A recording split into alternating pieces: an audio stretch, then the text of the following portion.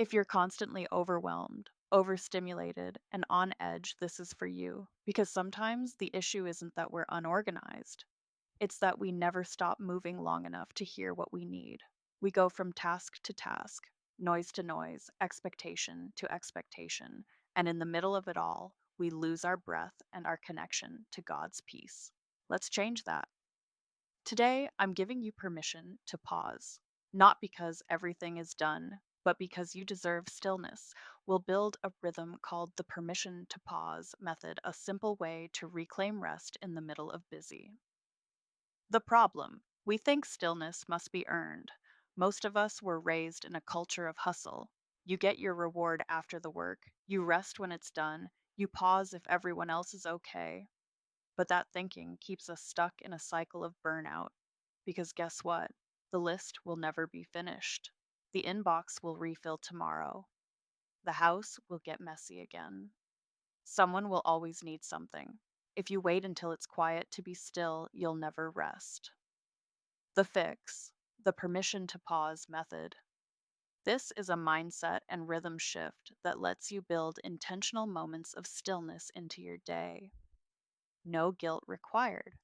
It helps you calm your nervous system, reconnect with God, model emotional regulation for your kids, find clarity again. Let's break it down. One, pause proactively, not just an emergency. Don't wait until you're crying in the pantry to pause. Build it in before the crash. Examples: 5 quiet minutes in the car before pick up, a bathroom break without your phone, a silent sip of coffee or tea, no multitasking. A 10-minute no screen zone after dinner. These moments don't need to be long, they need to be real. Protect your pause like a meeting, because it is a meeting with your soul. 2. Bless the pause. Don't apologize for it. You might feel, I should be doing something. They need me right now. This is selfish. But here's the truth: stillness is strength, not indulgence. Say this out loud. This pause is part of the plan. I lead better when I breathe first. God meets me in the quiet. You don't need permission from the world. You already have permission from the one who created rest itself. 3. Re enter with intention. After the pause, don't snap back into chaos. Take one more breath. Say, God, walk with me into the next moment. Then ask, what's the next gentle step? What does this moment actually require? Can I do this without rushing? This is how you shift your energy, not just your tasks. You lead calmly, and that calm ripples. Educator insight: pause creates presence.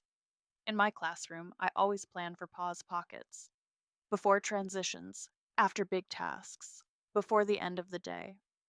Why? Because learning doesn't happen in constant motion, and neither does leading.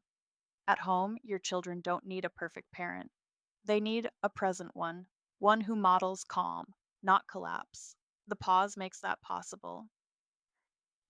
Your takeaway: today, pause proactively.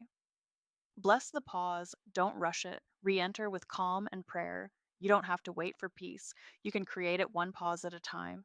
Even in the noise, even in the chaos, God is still there, inviting you to sit, breathe, and return with grace.